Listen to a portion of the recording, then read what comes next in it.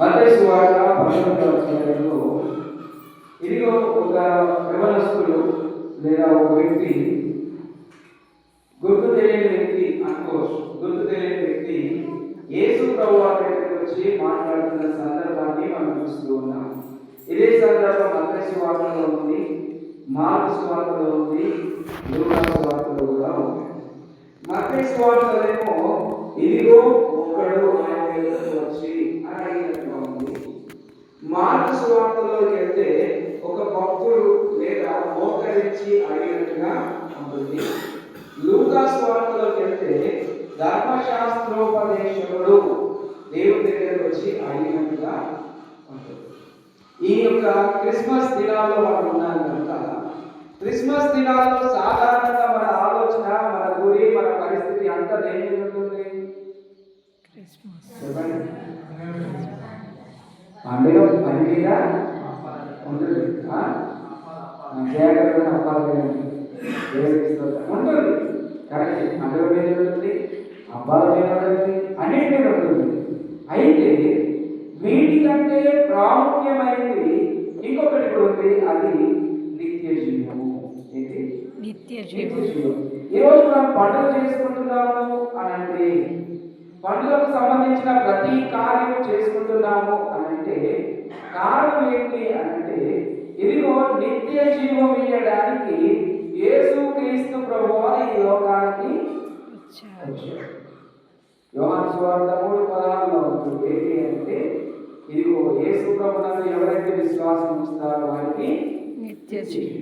కాబట్టి క్రిస్మస్ అంటే పండుగ మాత్రమే కాదు, నిత్య జీవం అని కూడా మనం గుర్తుంచుకోవాలి. ఏంటంటే నిత్య జీవం. క్రిస్మస్ అంటే ఏంటి? నిత్య జీవం అని మనం గుర్తుపెట్టుకోవాలి. క్రిస్మస్ అనగానే ఎన్నో విషయాలు గుర్తుకొస్తాయి, కానీ నిత్య జీవం అనేది గుర్తు తెచ్చుకోవాలి. ఎందుకంటే అదే ప్రాముఖ్యమైంది.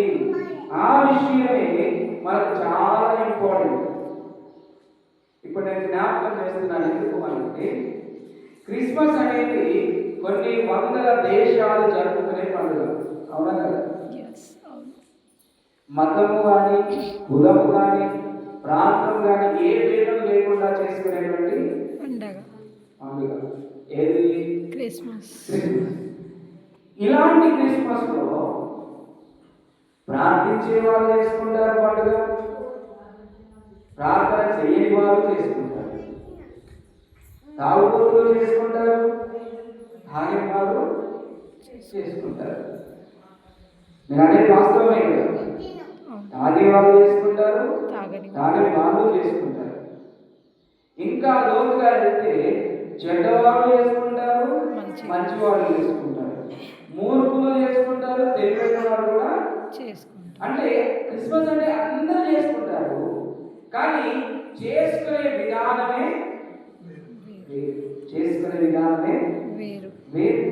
ఇప్పుడు బ్యాప్టిస్ట్ సంఘంలో జరిగే విధానం వేరు, చర్చ్ ఆఫ్ క్రైస్ట్ లో అసలు క్రిస్మస్ అనే మాట ఎంత బైబిల్ మిషన్ సంఘంలో జరిగేది వేరు.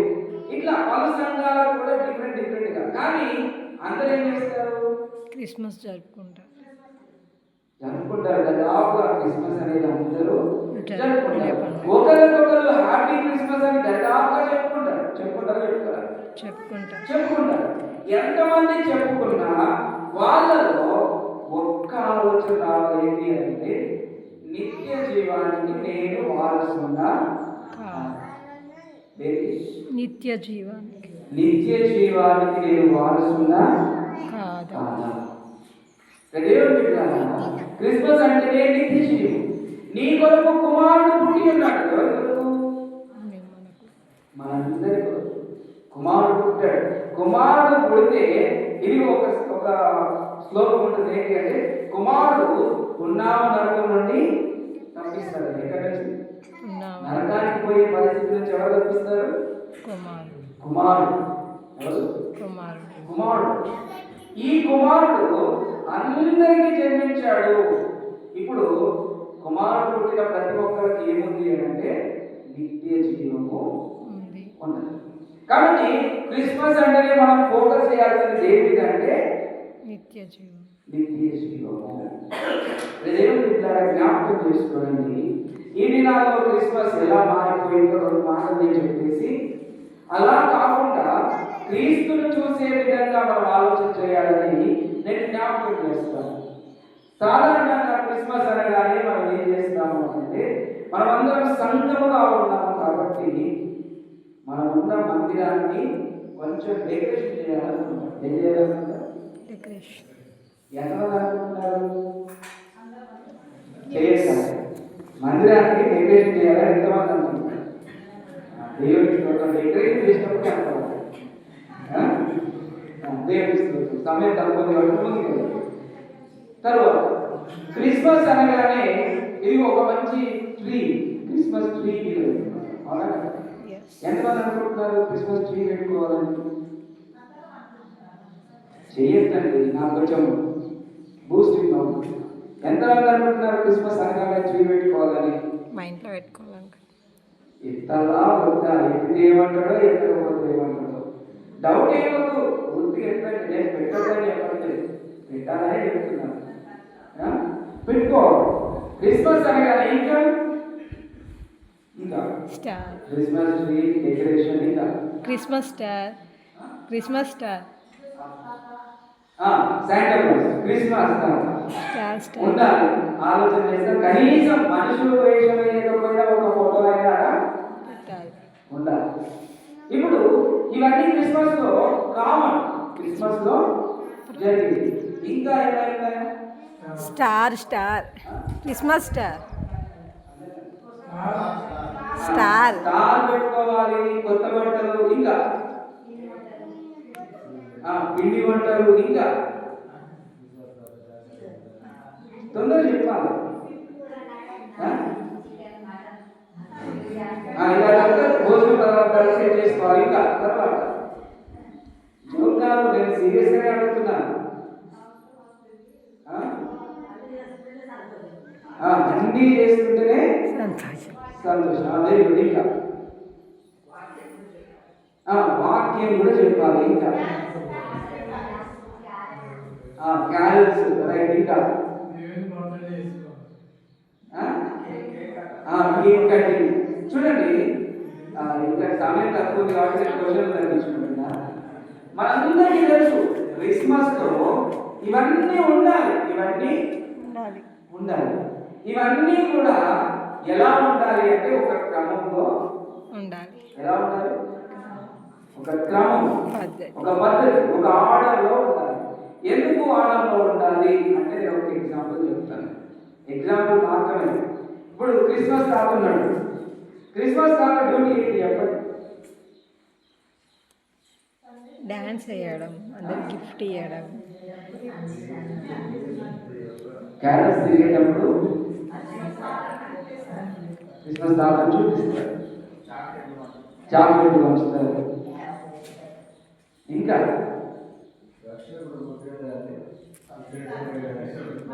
సీక్రెట్ గిఫ్ట్ ఇస్తారు. చూడండి, మనందరికీ అవగాహన ఉంది. అయితే ఒక మాట మనం జ్ఞాపకం చేసుకోవాలి. ఈ దినాల్లో శాంటా క్లాస్ దేనికి ఉపయోగిస్తున్నాం అంటే ఒక జోకర్ బొమ్మగా ఉపయోగిస్తున్నాం. ఎట్లా ఉపయోగిస్తున్నాం? చాలా వరకు, చాలా వరకు. ఎందుకు ఈ మాట అంటున్నానంటే దేవుడు చెప్పారా, శాంటా క్లాస్ ఆయన అసలు అలా రావడానికి కారణం ఏంటి అంటే ఒక ధనికుడు దేవుని కొరకు బీదలకు సహాయం చేయాలనుకున్నటువంటి వ్యక్తి. ఎంత గౌరవంగా చూడాలి మనం, ఎంత గౌరవంగా చూడాలి. ఆ ధనికుడిని తీసుకొచ్చి ఎవరికి పడితే వాళ్ళకి ఆ డ్రెస్ చేసి పాకెట్లో చాక్లెట్లు నింపి ఇసురైపో, ఆ డ్యాన్స్ అయిపోయి వాళ్ళతో డ్యాన్స్ అయిపో, అంటే సింపుల్గా. కానీ ఆ శాంటా క్లాస్ గురించి క్రిస్మస్లో జ్ఞాపకం చేసుకోవాలి. ఎందుకంటే ఇదిగో ఇప్పుడు మనం చదువుకున్నాం కదా వాక్యం, మత్తయి సువార్త 19:16 నుంచి 22 వచనాలలో నిత్య జీవం పొందడానికి నేను ఏం చేయాలి? ఏం చేయాలంటే నిన్ను వలే నీ పొరుగు వాడిని. ఈ శాంటా క్లాస్ ఏం చేశాడో తెలుసా? తన వలే బీదలకు సహాయం అనుగ్రహించాడు. ఇదిగో నీవు పోయి నీ ఆస్తిని అమ్మి ఎవరికి ఇవ్వాలి? బీదలకు. ఇప్పుడు శాంటా క్లాస్ కి నిత్య జీవం ఉంది, శాంటా క్లాస్ ని ముందు పెట్టుకున్న వాళ్ళకి నిత్య జీవం ఉందా? మళ్ళీ ఇక్కడ క్వశ్చన్ మార్క్ ఉంది. చూడండి, క్రిస్మస్ తాతంటే ఉత్తిగా నిలబడలే, ఆయన నిత్య జీవానికి ఒక స్టాచ్యూ లాగా నిలబడ్డాడు. మనం అది గుర్తుంచుకోవాలి. డాన్స్ ప్రతీక కాదు, శాంటా క్లాస్ చాక్లెట్ ప్రతీక కాదు, నిత్య జీవానికి ప్రతీక. ఇంకొక ఎగ్జాంపుల్, క్రిస్మస్ ట్రీ ఎందుకు పెట్టాలి చెప్పండి? చెట్టు క్రిస్మస్ ట్రీ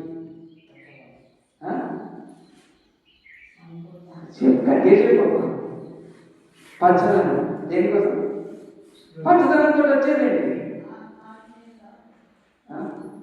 పచ్చదనం పరిశుభ్రత అంట.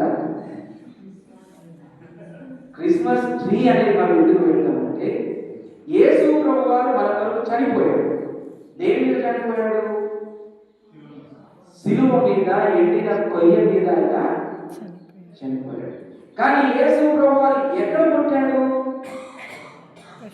ఇగో ఎండిపోయిన మొద్దు నుండి చిగురు, ఆ చిగురు నిత్య జీవానికి జ్ఞాపకం, జీవానికి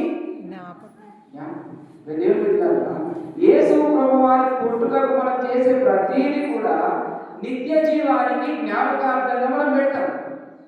అది ఎలా అయిపోయిందంటే ఆచారంగా మారింది. కానీ అది ఎందుకు పెడుతున్నామో మనం ఆలోచన చేయండి. నేను పెట్టొద్దనంటే, పెడితేనే మంచిది, ఇంకా చేస్తేనే మంచిది. కాకపోతే చేసేటప్పుడు అది ఎందుకు చేస్తున్నాం అనేది మనము బయటికి చెప్పగలగాలి, బయటికి చెప్పగలగాలి. క్రిస్మస్ టైం రాగానే ఇంటి మీద స్టార్ పెట్టుకుంటాం. అది కూడా ఎందుకు పెట్టుకుంటాం? ఎందుకు పెట్టుకుంటాం చెప్పండి? ఇంటి మీద ఒక మంచి స్టార్ పెట్టుకుంటాం. ఎందుకు పెట్టుకుంటాం?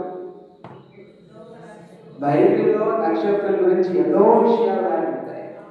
ఒక్క మాట ఏంటంటే, ఈ స్టార్ అనేది క్రీస్తు రాకడను జ్ఞాపకం చేస్తుంది.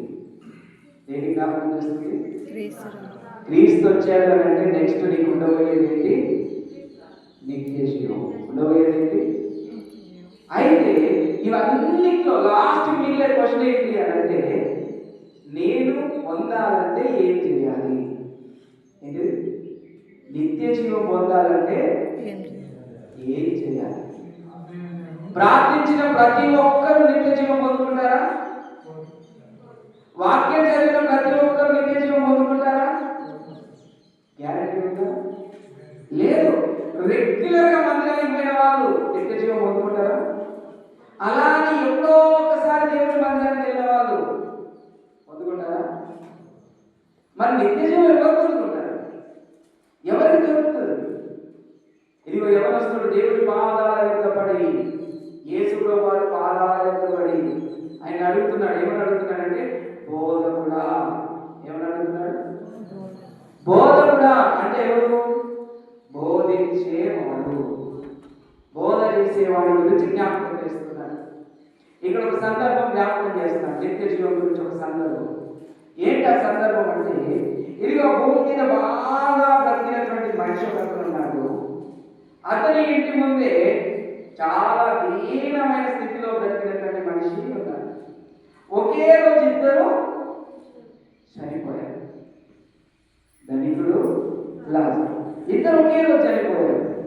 చనిపోతే ఒకదేమో దేవదూతల చేత ఎక్కడికి కొనిపోబడ్డారంటే అబ్రహాము కొడుకు కొనిపోబడ్డాడు, పరదేశంలో పోబడ్డాడు.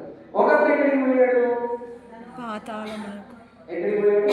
నిత్య నరకంలో. పాతాళానికి పోయాడు. ఇప్పుడు పాతాళానికి పోయిన వ్యక్తికి ఆలోచన ఉంది. ఏం ఆలోచన ఉంది? నాకు భూమి మీద అన్నలున్నారు, తమ్ముడున్నారు, కుటుంబాలు ఉన్నాయి, అన్నీ ఉన్నాయి. ఎక్కడికి పోయినట్టుంది? పాతాళానికి. ఈ వేదనకరమైన స్థలంలోకి వాళ్ళు రావద్దు, వాళ్ళు రావద్దు. రావద్దు అని అంటే ఏం చేయాలి? రావద్దంటే ఏం చేయాలి? ఏం చేయాలి అడుగుతున్నాడు. అయ్యా ఏం చేయాలి? లాజరు ఉంది, లాజరు చెప్తే వాళ్ళు వింటారు. అంటే మరి ఆయన ఏమన్నాడు? ఒక్కసారి వస్తే ఇదే ఇంకా మళ్ళీ తిరిగి ఎడగిపోవడానికి, ఎందుకంటే అది నిత్య జీవం. ఒక్కసారి నువ్వు నిత్య జీవంలోకి ఎంటర్ అయ్యావంటే మళ్ళీ ఎడకి రావడానికి లేదు. మరి ఏం చేయాలి? నా వల్ల ఎట్లా రక్షించుకోవాలి అంటే, ఇది ఒక అంటున్నాడు ఏంటో తెలుసా? వారి మధ్యలో ప్రవక్తలు ఉన్నారు, వారి మధ్యలో బోధకులు ఉన్నారు, వారి మధ్యలో మోషే ఉన్నాడు, వారి మధ్యలో ధర్మశాస్త్రము ఉంది.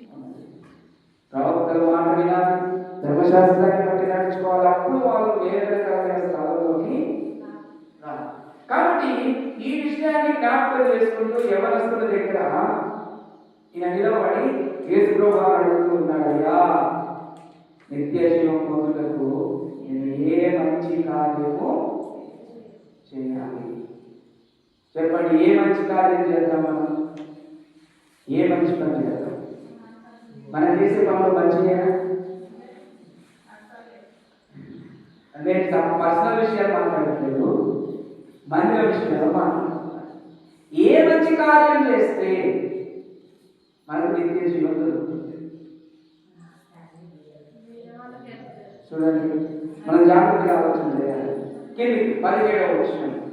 అందుకు ఆయన, అసలు మంచి కార్యం గురించి నన్ను ఎందుకు అడుగుతున్నావు? నీకు తెలియదా? లూకా సువార్తలో ఆయన ధర్మశాస్త్రం బోధకుడట. ఏ బోధకుడు? ధర్మశాస్త్రం బోధించేవాడికి మంచి ఏదో చెడేదో తెలుసా? తెలిసినా కూడా బోధకుడైన యేసు ప్రభువు దగ్గర చేయమడుగుతున్నాడు, నేను ఏ మంచి కార్యము చేయాలి? మరి ఆయన ఏమన్నాడు? ఒక మాట చెప్తున్నాడు, మంచివాడు ఒక్కడే. మంచివాడు ఒక్కడే, దేవుడు ఒక్కడే మంచివాడు. దేవుడు ఒక్కడే మంచివాడు. కాబట్టి నువ్వు ఏం చేయాలి అంటే, నీవు జీవంలో ప్రవేశింపగోరిన ఎడల ఆజ్ఞలను గైకొనమని చెప్పాడు. నువ్వు నిత్య జీవానికి పోవాలి అంటే దేని గైకొనాలి? ఆజ్ఞలను వెంబడించు. ఈయన కేవలం ఆజ్ఞలను వెంబడించాలి. ధర్మశాస్త్రోపదేశకుడు ఆజ్ఞలను పాటిస్తేనే నాకు నిత్య జీవము. ఆజ్ఞలు పాటించకపోతే నిత్య జీవం లేదు.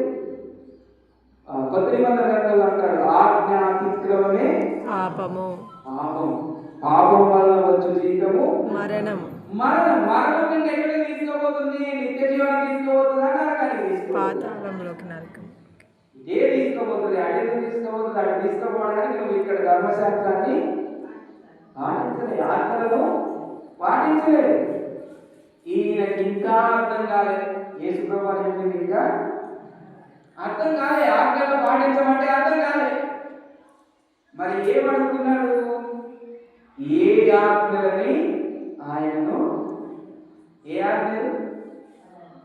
యేసు ప్రభువు అని తిరిగి మళ్ళీ ప్రశ్నిస్తున్నాడు. ఆజ్ఞలు వెంబడించమంటే సరే ప్రభువా, నేను ఆజ్ఞలు వెంబడిస్తాను, నిత్య జీవానికి పోతాను అంటే ఎలా ఉంటుంది? గౌరవించినట్టుగా, మాట విన్నట్టుగా, నిజంగా నిత్య జీవానికి పోవడానికి దారి దొరికినట్టుగా ఉంటుంది. కానీ ఏమంటున్నాడు? తెలిసి కూడా, ఏం చేస్తే నిత్య జీవం వస్తుందో తెలిసి కూడా ఏమంటున్నాడు? ఏ ఆజ్ఞలు వెంబడించాలి నేను అంటే, యేసు ప్రభువుని కోపం తెచ్చుకోకుండా ఓపికతో ఆయన కొన్ని మాటలు ఇస్తున్నాడు. 18వ వచనం. యేసు నరహత్య చేయవద్దు, వ్యభిచరింపవద్దు,